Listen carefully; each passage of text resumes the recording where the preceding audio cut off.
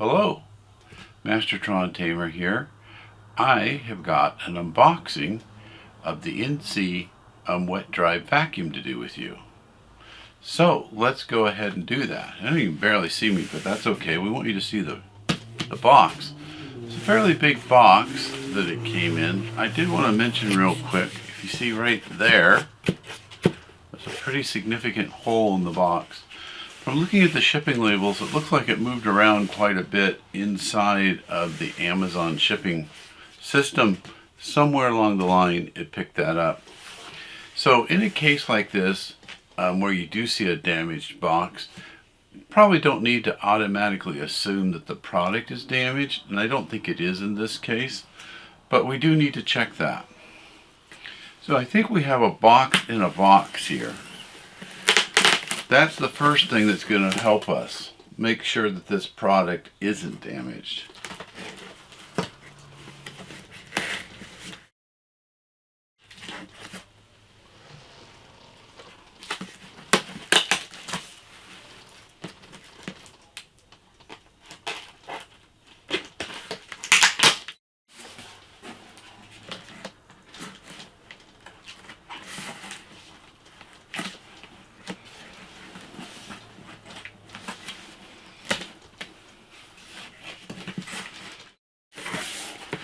Yeah, so good news. We have a box within a box.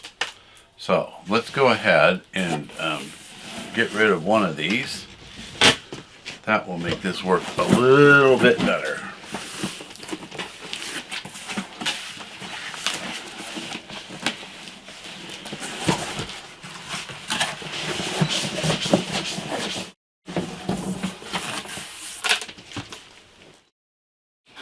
All right.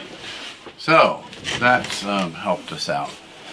So here's the actual product box. Let's flip that back around. You can see the hole did go all the way through it here too.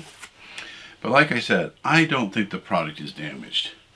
But we'll find out as we go through and unbox it. I think it's always best to try and determine that.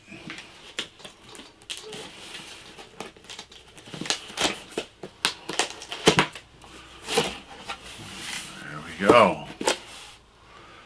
Alright, you can still see. That's the most important thing. Wow. Well, here, let me try and show this to you too.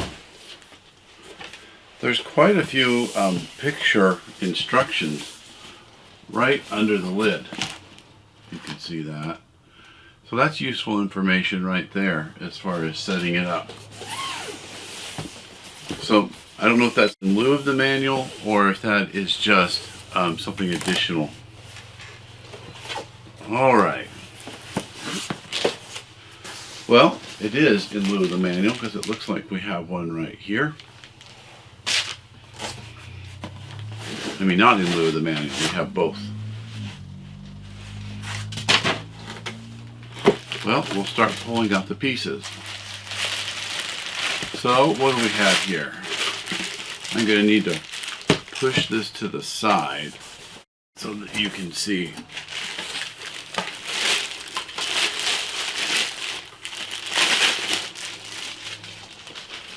So this looks like a stand for putting it on when you're not using it, but I'll double check that. More foam packing. This is one of the reasons why I'm pretty sure nothing was damaged in here. It is well packed. Alright. And the nearest part of the vacuum to our little hole is this handle. And it looks fine. I don't even see a scratch on it.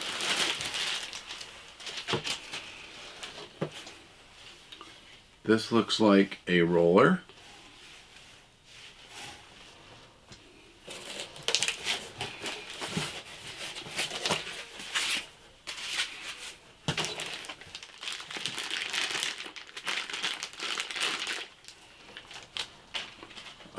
Power adapter.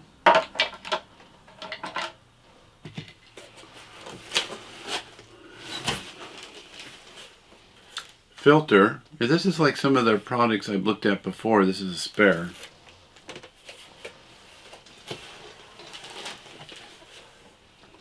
brush for cleaning and decombing.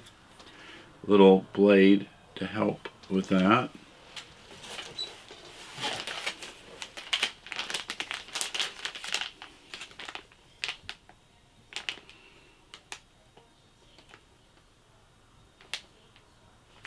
So this looks like a packet of some type of cleaner for the product. So when we use it in action, we'll see how that works. It looks like maybe 2 samples in there, which should be plenty for what I need to do.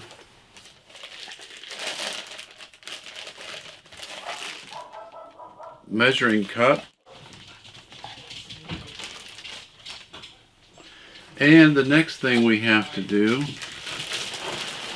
is pull out the vacuum. So here is the vacuum. Probably heard my dog in the background, who is featured in a couple of these videos. She likes to let us know anytime someone comes to the door. Can you see all of that? Yeah, pretty good. This is the main vacuum. We'll go ahead and take a look at that. But let me finish up with the box. Here we have another brush, presumably for cleaning out part of the vacuum. And box is empty, so we've got it all.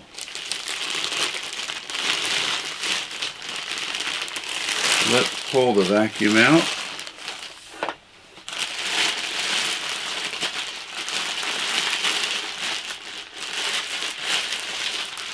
Again, it was somewhat near that hole, and it was fine.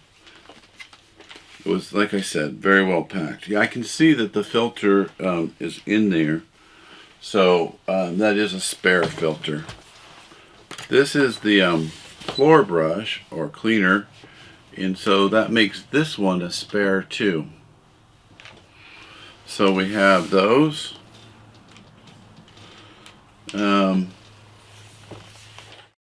Look like the battery is built in. I don't see it as a separate battery pack, at least not in the packaging I saw. Let's take a look at the inside of this to see what we can figure out about it. Okay. Put this so you can see this pretty well. This is apparently how you open it. There is a silver button that you press. I think you can probably hear that, and pull this out.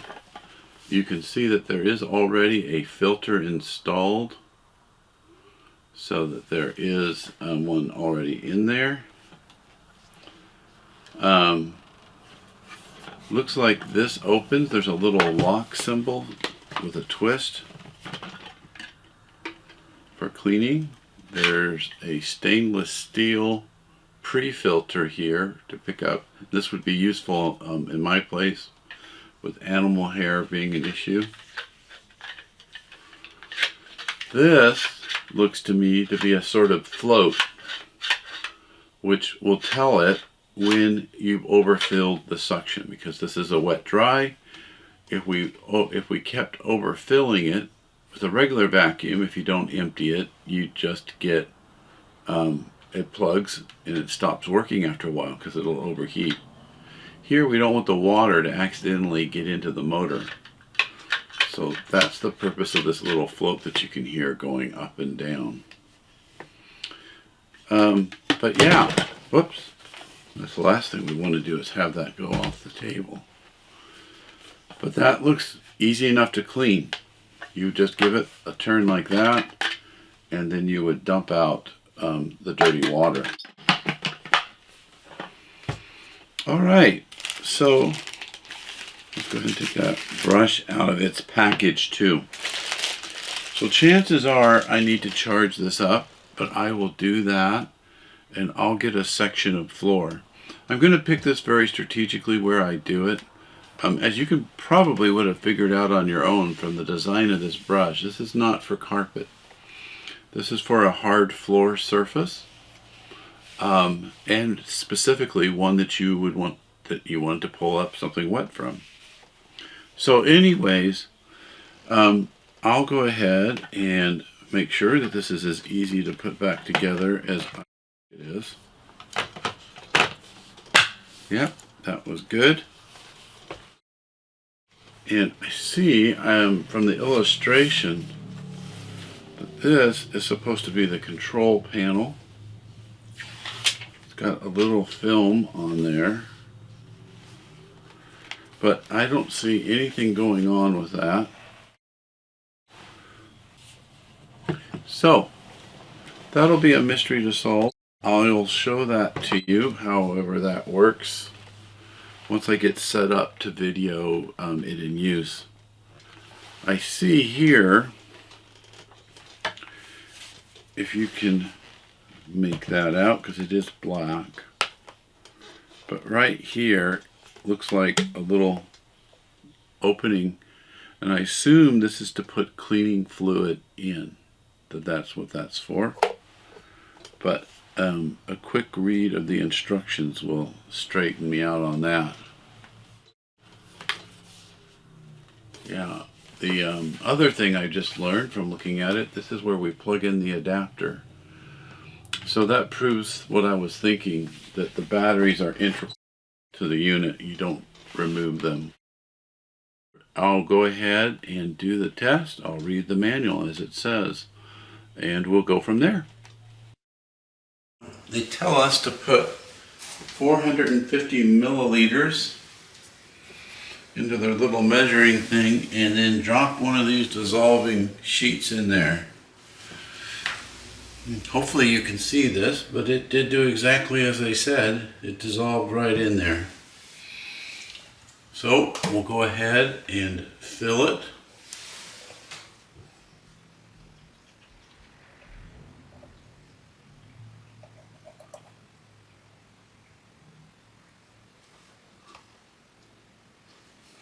Looks like it holds a little bit less than the measured amount. Now we'll test it.